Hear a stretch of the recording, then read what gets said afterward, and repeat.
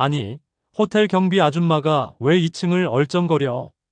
어머니를 비하하는 예비 장모의 말에 약혼식에서 어떤 일이 생겼을까요? 우리는 종종 돈으로 사람의 가치를 판단합니다. 하지만 진정한 부는 숫자로 측정되지 않죠. 이야기를 시작하겠습니다. 시청 전에 구독과 좋아요 꼭 부탁드립니다. 영상 제작에 큰 힘이 됩니다. 일 달아버린 구두와 빛나는 커리어. 새벽 4시 강남 한복판의 초고층 럭셔리 호텔 더 팰리스의 지하 직원 휴게실에서 박미경은 낡은 가방에서 제복을 꺼냈다. 63세의 나이가 무색하게 그녀의 손놀림은 여전히 날렵했다. 제복 바지에 주름을 펴고 명찰을 정확한 위치에 달았다. 거울 속 자신의 모습을 바라보는 그녀의 눈빛에는 피로보다는 차분한 결연함이 서려 있었다. 오늘도 수고하세요, 박 선생님. 동료 경비원이 건네는 인사에 미경은 부드럽게 미소 지었다. 호텔 직원들은 그녀를 존중했다. 10년 가까이 이곳에서 일하며 단 한 번도 지각한 적 없고 늘 묵묵히 자신의 일을 완수하는 그녀를 모두가 신뢰했다. 미경이 이 호텔에서 야간 경비원으로 일하게 된 건 5년 전이었다. 남편 권태식이 세상을 떠난 지 1년이 지났을 무렵이었다. 건설 현장에서 평생을 일한 남편은 검소한 삶 속에서도 한 푼 두 푼 모아 두 채의 상가 건물을 마련해 두었다. 그가 떠나고 난 후 미경은 그 건물에서 나오는 월세 수입만으로도 충분히 여유롭게 살 수 있었다. 하지만 그녀는 집에만 있을 수 없었다. 남편이 남긴 빈자리는 생각보다 컸다.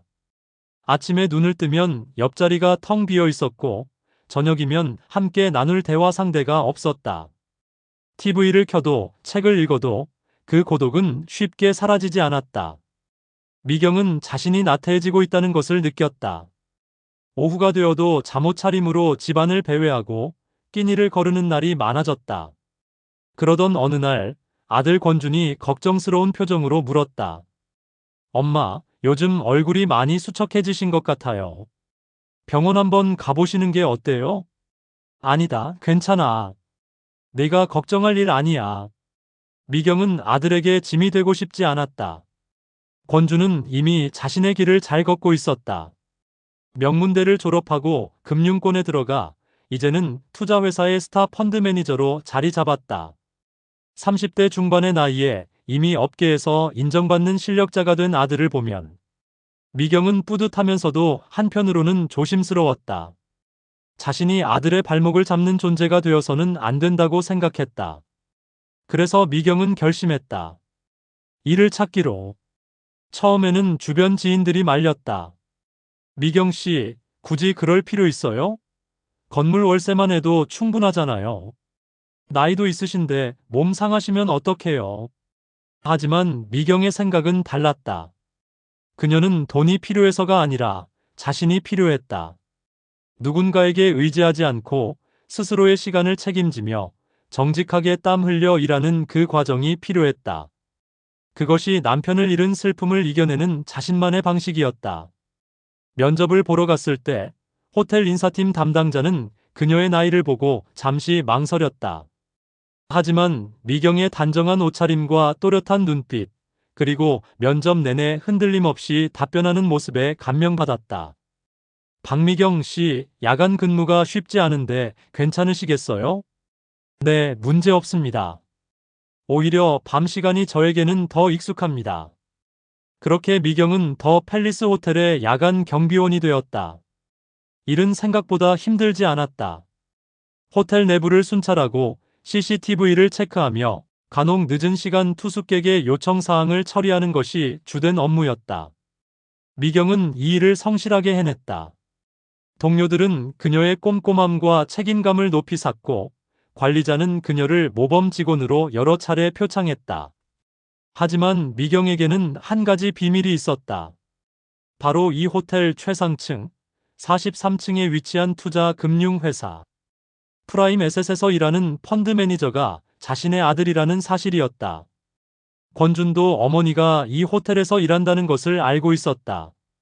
처음 어머니가 경비원으로 일하겠다고 했을 때 권준은 깜짝 놀랐다. 엄마, 왜요? 돈이 필요하신 거예요?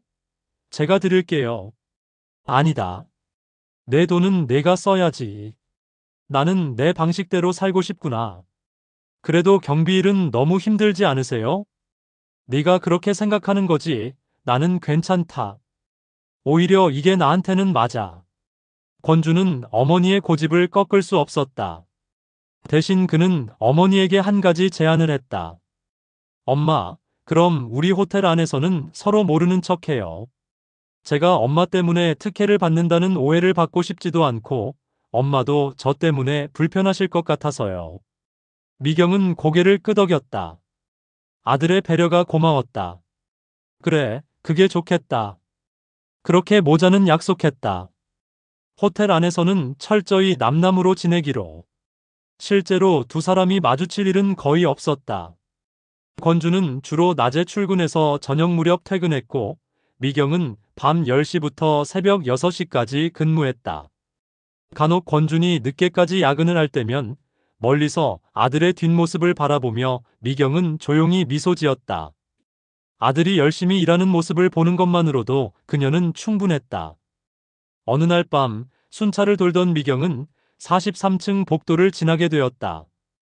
유리문 너머로 권준이 책상에 앉아 서류를 들여다보고 있는 모습이 보였다. 그의 얼굴은 피곤해 보였지만 눈빛만은 여전히 날카로웠다. 미경은 잠시 멈춰서서 아들을 바라보았다. 잘 크고 있구나. 그녀는 발소리를 죽이며 조용히 그 자리를 떠났다. 미경이 이 일을 하며 가장 보람을 느끼는 순간은 월급을 받을 때였다. 비록 큰 금액은 아니었지만 그 돈은 온전히 자신의 땀으로 번 것이었다. 미경은 그 돈으로 작은 기부를 했다. 어린이 병원에 매달 10만 원씩 후원하는 것이었다. 남편이 살아있을 때부터 해오던 일이었다. 미경아, 우리가 비록 부자는 아니지만 우리보다 더 힘든 사람들을 도울 수 있으면 좋겠어. 남편의 말이 떠올랐다. 미경은 그 약속을 지키고 있었다. 퇴근 시간이 되면 미경은 제복을 벗고 평범한 옷으로 갈아입었다. 그리고 호텔 뒷문으로 나가 집으로 향했다. 그녀가 사는 곳은 강남에서 조금 벗어난 한적한 동네의 단독주택이었다. 오래되었지만 정갈하게 관리된 집이었다. 남편이 마련해준 이 집에서 미경은 아들과 함께 살았다. 권주는 독립하겠다고 여러 번 말했지만 미경은 만류했다. 아직 네가 결혼도 안 했는데 뭐하러 나가서 월세 내며 사니? 여기서 돈 아껴서 내 미래를 위해 써라. 권주는 어머니의 뜻을 따랐다.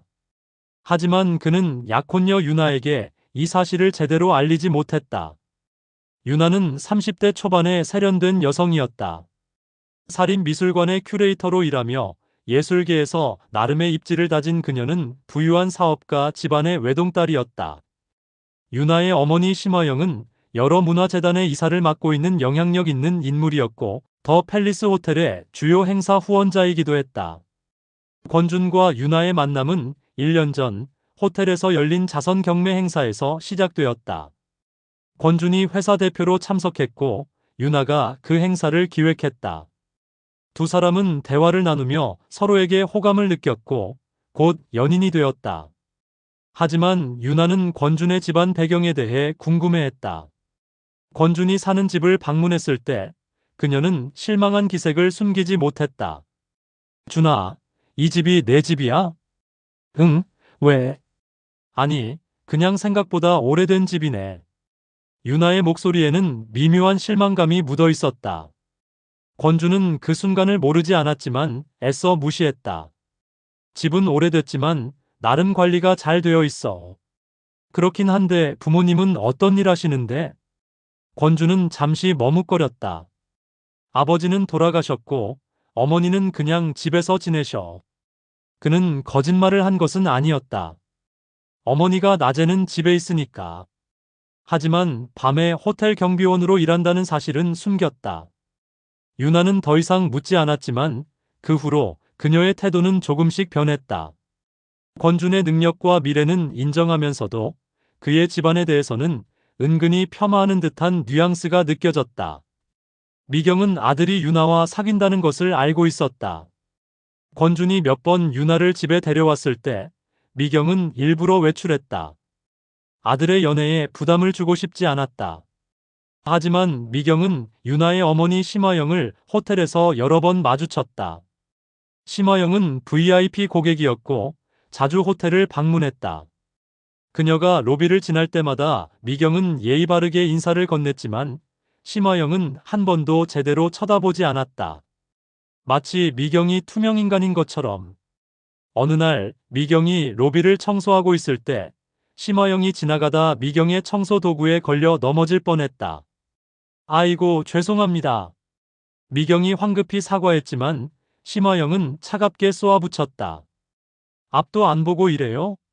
여기가 어디라고 이렇게 대충대충 하는 거예요? 정말 죄송합니다. 조심하겠습니다. 심화영은 더 이상 말하지 않고 가버렸다. 그 순간 미경은 가슴이 철렁했다.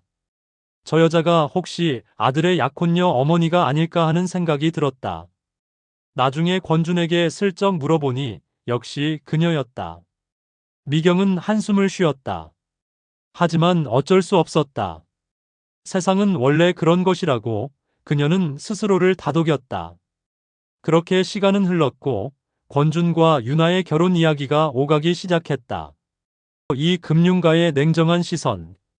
권준과 유나의 관계가 본격화된 것은 그들이 약혼을 결심하면서부터였다. 1년간의 연애 끝에 권준은 청혼을 했고 유나는 기쁘게 받아들였다. 하지만 그 기쁨 뒤에는 미묘한 계산이 숨어 있었다. 유나는 권준을 사랑했다. 아니, 적어도 그렇게 믿고 싶었다. 그는 똑똑하고 유능했으며 금융계에서 빠르게 성장하고 있었다. 30대 중반에 이미 수십억 원의 자산을 운용하는 펀드 매니저로서 그의 미래는 밝아 보였다. 유나의 친구들은 모두 부러워했다. 너 정말 잘 만났다. 요즘 그런 능력 있는 남자 찾기 힘든데. 하지만 유나의 어머니 심화영의 반응은 달랐다. 권준 씨 부모님은 어떤 분들이니? 약혼 소식을 전했을 때 심화영이 가장 먼저 던진 질문이었다. 아버지는 돌아가셨고 어머니는 집에서 살림하신대요. 집안 재산은? 유나는 잠시 머뭇거렸다. 사실 그녀도 정확히 알지 못했다.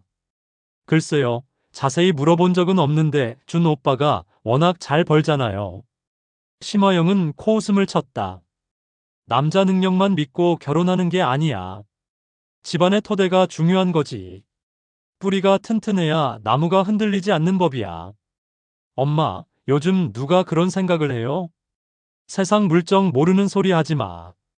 결혼은 두 사람만의 문제가 아니야. 양가 집안이 합쳐지는 거라고. 심화영의 말은 유나의 마음속에 작은 불안의 씨앗을 심었다. 그 후로 유나는 권준의 집안 배경에 대해 더 예민해졌다. 어느 주말 유나는 권준에게 다시 한번 집에 가보고 싶다고 말했다. 권준은 내키지 않았지만 거절할 이유가 없었다. 그래, 그럼 이번 주 토요일에 올래? 응, 어머님도 뵙고 싶어. 권준은 순간 당황했다. 어머니는 토요일 오전까지 근무를 마치고 집에서 쉬실 것이다. 하지만 어머니께 유나를 소개하는 것이 찜찜했다. 유나의 태도가 어떨지 확신이 서지 않았기 때문이다. 어머니가 요즘 몸이 안 좋으셔서 다음에 뵙는 게 어떨까? 그래? 그럼 다음에. 그래도 집은 구경하고 싶어. 토요일 오후 유나는 명품 브랜드의 캐주얼 차림으로 권준의 집을 찾았다. 그녀는 차에서 내리자마자 주변을 둘러보았다. 오래된 단독 주택들이 늘어선 동네는 그녀가 사는 타워 팰리스와는 너무나 달랐다. 여기가 준 오빠 집이야? 응, 들어가자. 집안은 깨끗했다. 미경이 늘 정갈하게 정리해 두었기 때문이다. 하지만 낡은 가구들과 오래된 벽지, 작은 거실은 유나의 기대에 미치지 못했다. 생각보다 작네. 유나는 조심스럽게 말했지만 그 한마디에는 실망이 가득했다. 오래된 집이라서 그래. 하지만 나름 편해. 응, 그런데 준 오빠, 혹시 나중에 결혼하면 새 집 알아볼 거지? 권주는 고개를 끄덕였다. 당연하지. 신혼집은 따로 구할 거야. 유나는 안도하는 표정을 지었다. 그녀는 거실을 둘러보다가 벽에 걸린 낡은 액자를 발견했다. 젊은 시절의 권태식과 미경이 함께 찍은 사진이었다. 두 사람 모두 수수한 옷차림이었고 배경은 평범한 공원이었다. 이분들이 부모님이시구나. 응, 아버지랑 어머니. 아버지는 무슨 일 하셨는데? 건설 현장에서 일하셨어. 유나의 표정이 미묘하게 변했다. 아, 그렇구나. 그녀는 더 이상 묻지 않았지만 권준은 그 침묵이 무엇을 의미하는지 알고 있었다. 유나는 권준의 아버지가 건설 현장 감독이나 엔지니어 정도를 상상했겠지만 실제로는 현장 노동자였다는 사실에 실망한 것이다. 권준은 쓴웃음을 지었다. 아버지는 평생 땀 흘려 일하며 가족을 위해 한 푼 두 푼 모았다. 그리고 그 돈으로 두 채의 상가 건물을 마련했다. 하지만 유나에게 그런 설명을 해야 할 이유를 느끼지 못했다. 준 오빠, 차 한 잔 마실까? 응, 그래. 권준이 부엌으로 가려는데 현관문이 열렸다. 미경이 장을 보고 돌아온 것이었다. 그녀는 거실에 낯선 여자가 앉아 있는 것을 보고 잠시 멈칫했다. 아, 어머니. 일찍 오셨네요. 권준이 황급히 말했다. 손님이 계신 줄 몰랐구나. 미경은 재빨리 상황을 파악하고 공손하게 인사했다. 안녕하세요. 준이 어머니예요. 유나는 자리에서 일어나 가벼운 목례를 했다. 안녕하세요. 유나라고 합니다. 아, 그래요. 어서 앉아요. 미경은 부엌으로 가서 과일을 씻어내왔다.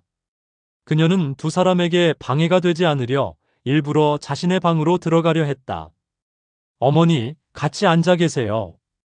권준이 말했지만 미경은 고개를 저었다. 괜찮아. 너희들끼리 이야기해. 유나는 미경의 뒷모습을 바라보았다. 수수한 옷차림, 약간 굽은 어깨, 거칠어 보이는 손. 유나는 그 모습에서 평범한 노년 여성 이상의 것을 보지 못했다. 미경이 방으로 들어가자 유나는 작은 목소리로 말했다. 어머님이 돌아가신 아버지 연금 같은 거 받으시나? 권주는 잠시 말문이 막혔다. 그는 거짓말을 하고 싶지 않았지만 그렇다고 어머니가 밤마다 호텔 경비원으로 일한다는 사실을 말하고 싶지도 않았다. 어머니는 충분히 생활하실 수 있어. 그래? 다행이네. 요즘 노후 준비 안 된 어르신들 많잖아. 유나의 말투에는 안도와 함께 미묘한 우월감이 섞여 있었다. 권주는 불쾌했지만 참았다. 유나는 나쁜 사람이 아니었다. 다만 자신이 자란 환경이 달랐을 뿐이다. 그녀는 태어날 때부터 풍족한 환경에서 자랐고 돈에 대한 걱정을 해본 적이 없었다. 그런 그녀에게 권준의 집안은 불안한 것처럼 보일 수밖에 없었다. 하지만 진짜 문제는 유나의 어머니 심화영이었다. 약혼 준비가 본격화되면서 양가 부모가 만나는 자리가 마련되었다. 권준은 어머니에게 조심스럽게 말을 꺼냈다. 어머니, 다음 주에 유나 부모님 만나는 자리가 있어요. 그래? 어디서 만나는데? 호텔 레스토랑에서요. 미경은 잠시 망설였다. 더 팰리스 호텔일 가능성이 높았다. 그곳에서 일하는 자신의 모습을 심화영이 볼까봐 걱정되었다. 어느 호텔인데? 더 팰리스요. 역시나. 미경은 한숨을 쉬었다. 그날 제가 거기서 일하는 날인데. 어머니, 그날은 근무 바꾸실 수 있어요? 해볼게. 다행히 미경은 동료와 근무를 교대할 수 있었다. 그날만큼은 아들을 위해 그냥 집에서 살림하는 어머니로 남고 싶었다. 만남의 날, 미경은 가장 단정한 옷을 꺼내 입었다. 그녀는 거울 앞에서 몇 번이고 옷매무새를 가다듬었다. 권주는 어머니의 조심스러운 모습을 보며 가슴이 아팠다. 어머니, 괜찮으세요? 응, 괜찮아. 긴장되긴 하지만. 유나 어머니가 좀 까다로우실 수 있어요. 알아.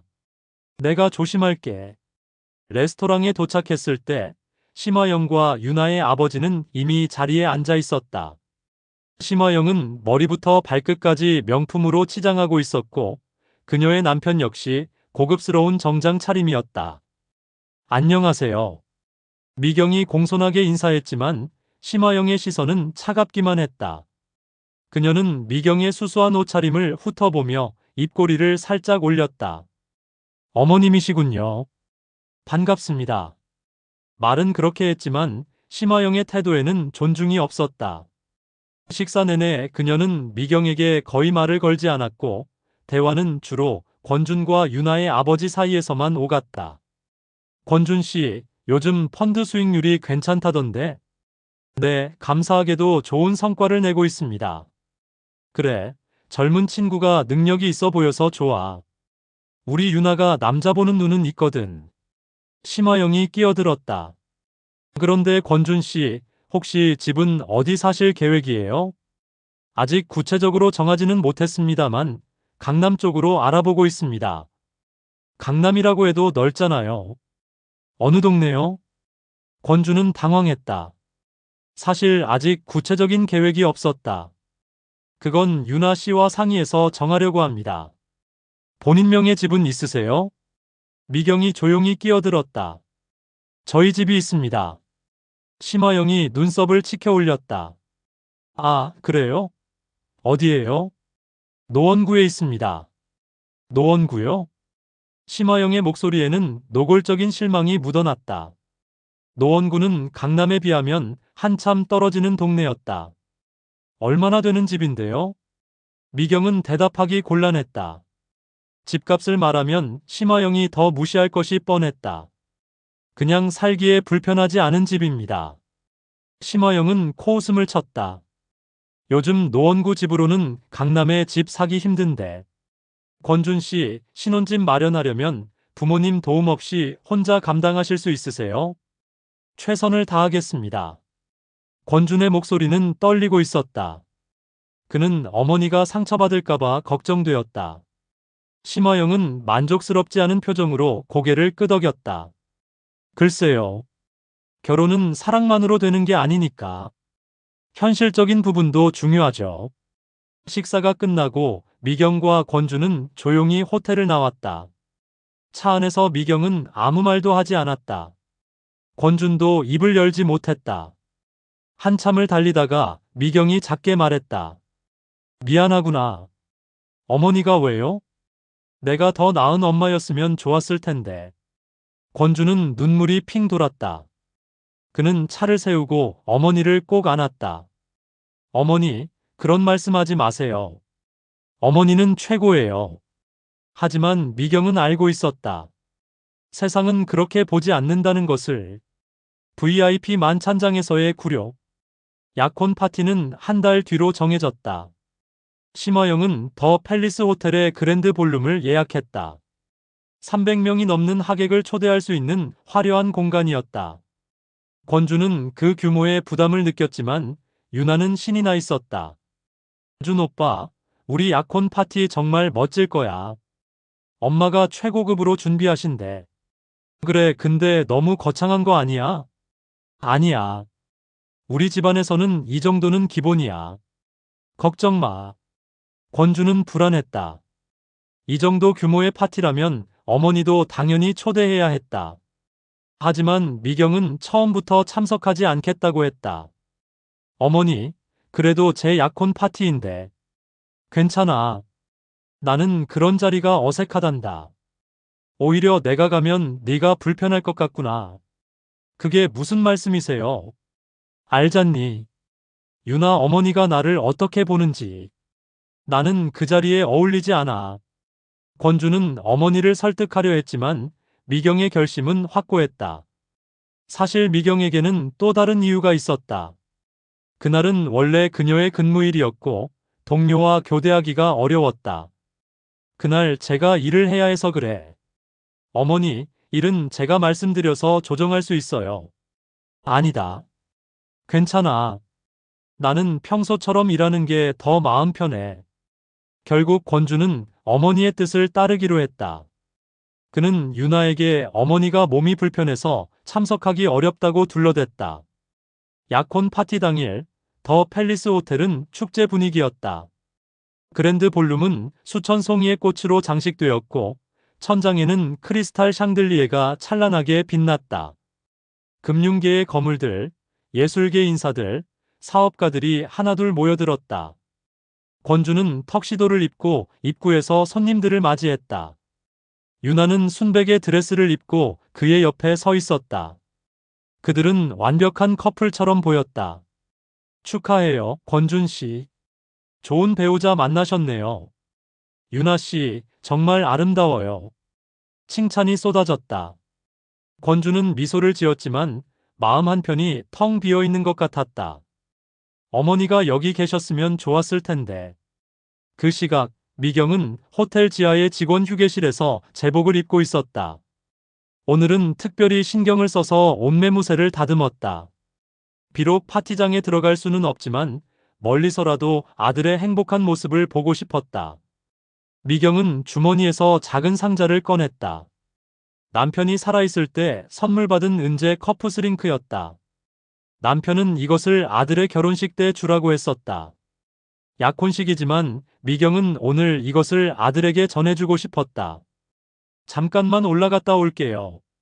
동료에게 말하고 미경은 직원용 엘리베이터를 타고 1층 로비로 올라갔다. 로비에서 그랜드 볼룸으로 가는 복도가 보였다. 미경은 조심스럽게 발걸음을 옮겼다. 그때였다. 어머, 이게 누구야? 날카로운 목소리가 들렸다. 뒤를 돌아보니 심화영이 서 있었다. 그녀는 금빛 드레스를 입고 목에는 다이아몬드 목걸이를 걸고 있었다. 그 옆에는 유나와 몇몇 부인들이 함께 있었다. 아, 안녕하세요. 미경이 공손하게 인사했지만 심화영의 눈빛은 차갑게 식어 있었다. 아니, 호텔 경비 아줌마가 왜 2층을 얼쩡거려? 미경은 순간 숨이 막혔다. 심화영은 미경이 이 호텔에서 일한다는 것을 알고 있었다.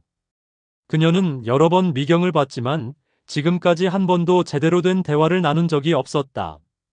하지만 오늘 심화영은 달랐다. 혹시 푼돈 벌겠다고 클로크룸 도움이라도 나선 건가? 주변의 부인들이 웃음을 터뜨렸다. 미경의 얼굴이 창백해졌다. 아니에요.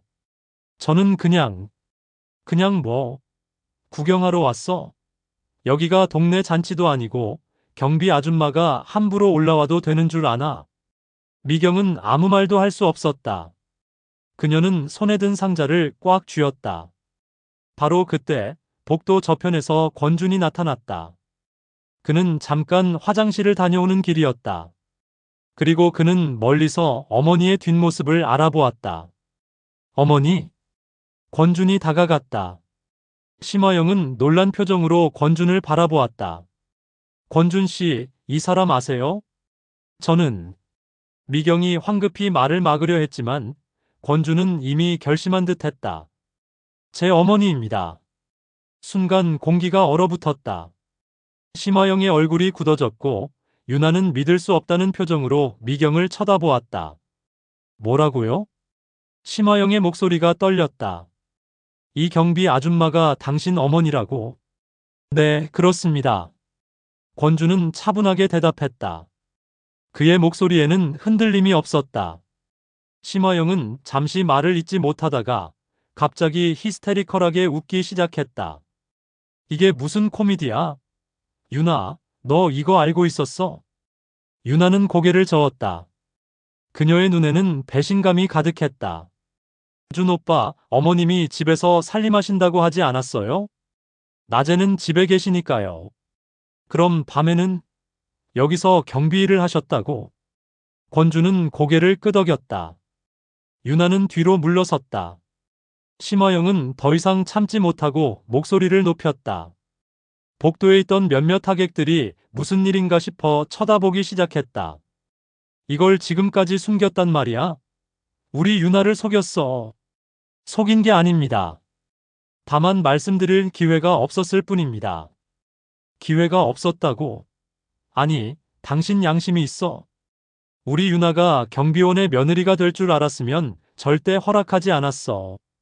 심화영의 목소리는 점점 커졌고 이제는 볼륨 안에서도 들릴 정도였다. 사람들이 하나둘 복도로 나오기 시작했다. 엄마, 조용히 해요. 유나가 어머니를 말렸지만 심화영은 멈추지 않았다. 조용히 하라고. 지금 이게 조용히 할 상황이야? 우리가 완전히 놀아난 거잖아. 심화영은 미경을 향해 손가락질을 했다. 당신, 아들이 잘 나가니까 좋겠네요. 아들 덕 좀 보려고 이렇게까지 하는 거예요? 미경은 고개를 숙인 채 아무 말도 하지 못했다. 권준이 앞으로 나섰다. 어머니는 제 덕을 본 적이 한 번도 없습니다. 뭐? 그럼 왜 여기 있어? 아들 약혼 파티에 왜 경비복 입고 나타나는 거야? 제가 부탁했습니다. 선물을 전해주시려고. 권주는 어머니 손에 든 상자를 가리켰다. 심화영은 비웃었다. 선물? 경비 아줌마가 무슨 선물을 줄 수 있겠어? 그 순간 권준의 눈빛이 차갑게 변했다. 그는 천천히 입을 열었다. 심화영 상무님, 그리고 유나 씨. 권준의 목소리는 낮지만 단호했다. 주변 사람들이 모두 그에게 집중했다. 오늘 제 어머니가 입으신 이 제복은 우리 가족의 진정한 자산을 보여줍니다. 심화영이 코웃음을 쳤다. 자산? 경비복이 자산이라고? 웃기지 마. 제 어머니는 제게 짐이 되기는커녕 평생 남에게 의지하지 않고 스스로의 삶을 책임져 온 분입니다. 권주는 말을 이었다.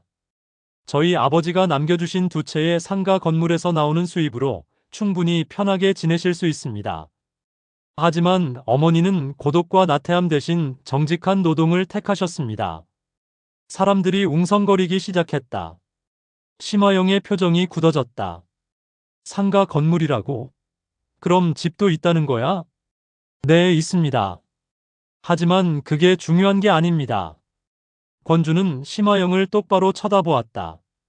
제가 이 자리까지 올 수 있었던 것은 어머니가 밤마다 땀 흘려번 돈으로 어린 환자들을 조용히 후원하셨던 그 마음의 평화와 인성 때문입니다. 어머니는 제 자존감의 근원입니다. 권준의 목소리가 점점 힘을 얻었다. 당신은 돈의 액수만으로 사람의 가치를 판단하시는군요. 하지만 진짜 부자는 돈이 많은 사람이 아니라 마음이 풍요로운 사람입니다. 당신은 재산은 많을지 몰라도 가장 중요한 노후의 자산인 인간관계와 자존감은 이미 파탄났습니다. 심화영의 얼굴이 새빨개졌다. 뭐라고? 제가 정말 유나 씨를 사랑했다면 이 모든 것을 참았을지도 모릅니다. 하지만 오늘 저는 깨달았습니다. 진정한 사랑은 서로의 부모를 존중하는 것에서 시작된다는 것을요. 권주는 유나를 바라보았다. 유나 씨, 미안하지만 저는 이 약혼을 파기하겠습니다. 유나는 창백한 얼굴로 권준을 쳐다보았다. 그녀는 변명하려 했지만 입이 떨어지지 않았다. 심화영이 소리쳤다. 뭐? 내가 감히 우리 유나를 차? 네, 그렇습니다. 저는 제 어머니를 모욕하는 사람과는 가족이 될 수 없습니다.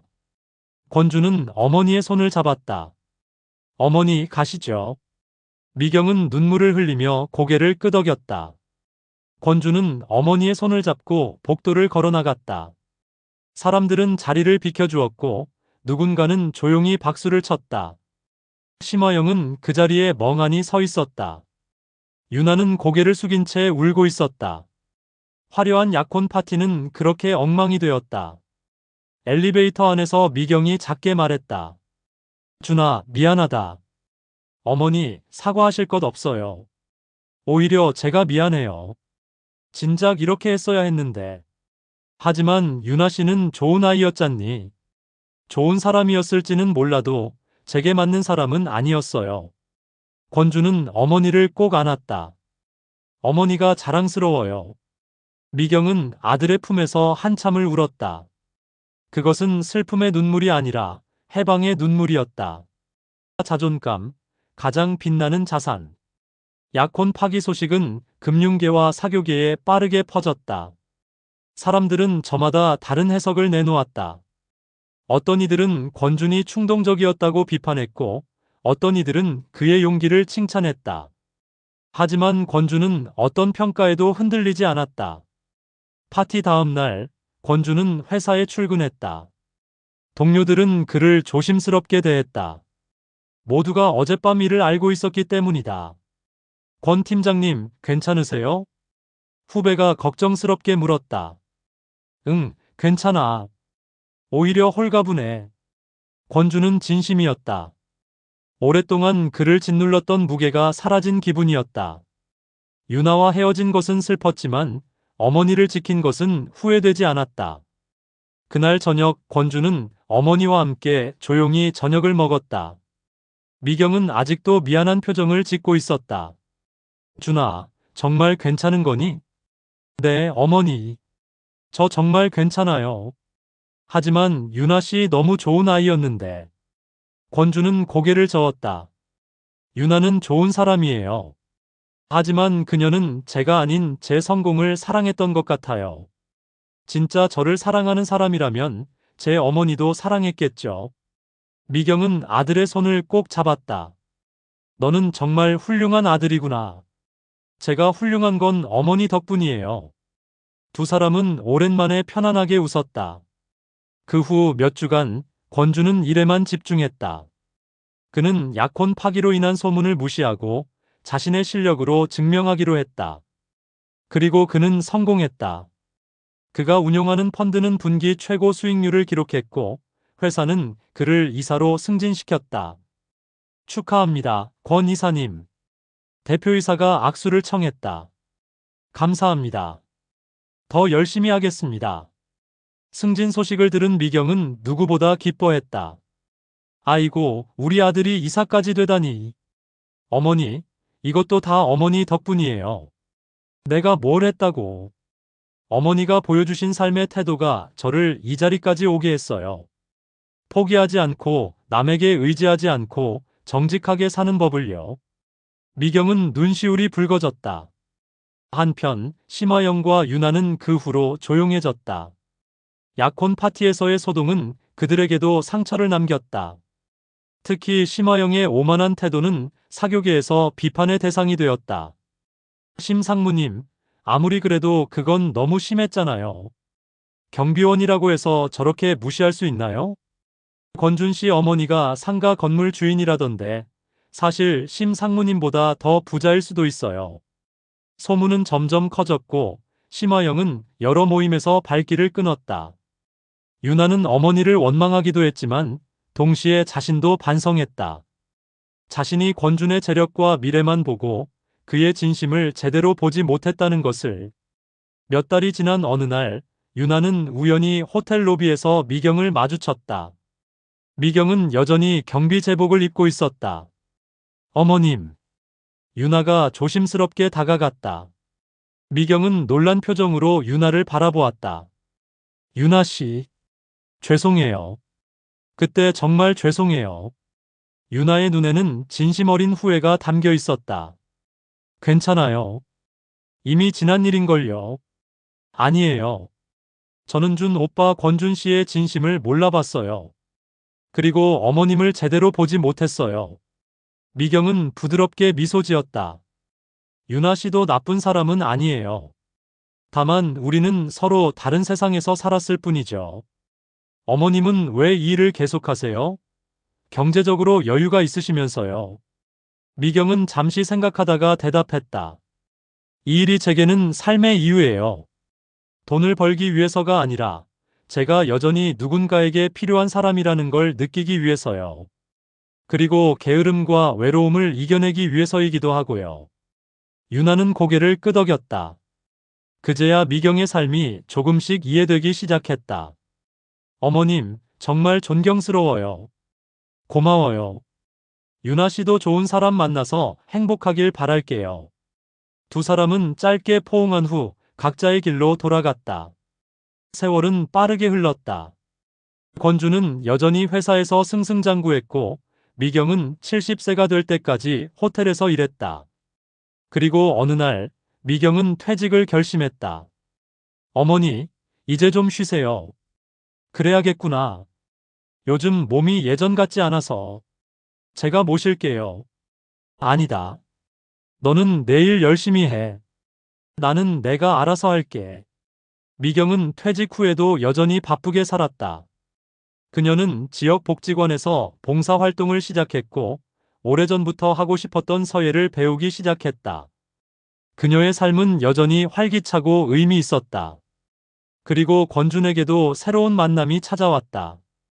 회사의 후배였던 김소혜 씨였다. 그녀는 화려하지 않았지만 따뜻하고 진실한 사람이었다. 권준은 첫 만남부터 소희에게 어머니에 대해 솔직하게 말했다. 우리 어머니는 오랫동안 호텔 경비원으로 일하셨어요. 지금은 퇴직하셨지만요. 소희는 놀라지 않았다. 그래서요? 그게 뭐가 문제예요? 어머니 직업이 부담스럽지 않아요? 소희는 웃었다. 전혀요. 오히려 존경스러운데요. 자식에게 의지하지 않고 스스로 일하신 거잖아요. 저희 어머니도 평생 식당에서 일하셨어요. 그래서 저를 대학까지 보내셨고요. 권주는 그 순간 알았다. 이 사람이 자신의 진짜 반쪽이라는 것을. 두 사람은 1년 후 결혼했다. 결혼식은 작지만 따뜻했다. 양가 부모는 진심으로 서로를 반겼고 하객들은 모두 진심 어린 축복을 보냈다. 식장에서 미경은 아들의 손을 잡고 버진 로드를 걸었다. 그녀는 수수한 한복을 입고 있었지만 그 어떤 화려한 드레스보다 아름다워 보였다. 그녀의 얼굴에는 자부심과 행복이 가득했다. 엄마, 사랑해요. 나도 사랑한다, 아들. 피로연이 끝나고 권준과 소희는 신혼여행을 떠났다. 미경은 집으로 돌아와 조용히 차를 마셨다. 창밖으로 석양이 지고 있었다. 그녀는 벽에 걸린 남편의 사진을 바라보았다. 여보, 우리 아들 잘 키웠죠? 남편은 사진 속에서 환하게 웃고 있었다. 미경은 평생을 통해 많은 것을 배웠다. 돈은 중요하지만 돈이 전부는 아니라는 것. 직업에 귀천은 없으며 정직한 노동은 언제나 아름답다는 것. 그리고 무엇보다 자존감은 남이 주는 것이 아니라 스스로 만들어가는 것이라는 것을. 그녀가 호텔 경비원으로 일했던 그 시간들은 결코 낭비가 아니었다. 그것은 자신을 지키는 방법이었고 삶의 의미를 찾는 과정이었으며 아들에게 진정한 가치를 가르치는 교육이었다. 돈은 잠시 머물다 사라지지만 배움을 멈추지 않고 평온한 마음을 지키며 인간관계를 소중히 하고 그리고 무엇보다 건강하게 스스로의 삶을 책임지는 자존감은 그 어떤 것과도 바꿀 수 없다. 미경은 그것을 평생을 통해 증명했다. 그리고 그녀의 아들 권준도 그것을 물려받았다. 진정한 부는 통장 잔고가 아니라 당당히 살아갈 수 있는 자존감이었다. 그것이 미경이 아들에게 물려준 가장 빛나는 유산이었다. 해가 완전히 지고 어둠이 찾아왔다. 하지만 미경의 마음은 빛나고 있었다. 그녀는 자신의 삶이 자랑스러웠다. 수고했어, 박미경. 그녀는 스스로에게 말했다. 그리고 내일도, 또 내일도 그녀는 자신만의 방식으로 의미 있는 하루를 살아갈 것이다. 나이는 숫자에 불과하다. 중요한 것은 오늘을 어떻게 사느냐였다. 미경은 차를 다 마시고 일어났다. 내일은 복지관에서 아이들에게 서예를 가르치는 날이었다. 그녀는 붓과 먹을 준비하며 작게 미소 지었다. 삶은 계속된다. 그리고 그녀의 자존감도 계속 빛날 것이다. 우리는 종종 돈으로 사람의 가치를 판단한다. 하지만 진정한 부는 숫자로 측정되지 않는다. 박미경 씨의 이야기는 우리에게 묻는다. 당신은 무엇을 위해 오늘을 살고 있는가? 당신의 자존감은 얼마나 단단한가? 돈은 사라져도 자존감은 영원히 당신과 함께한다.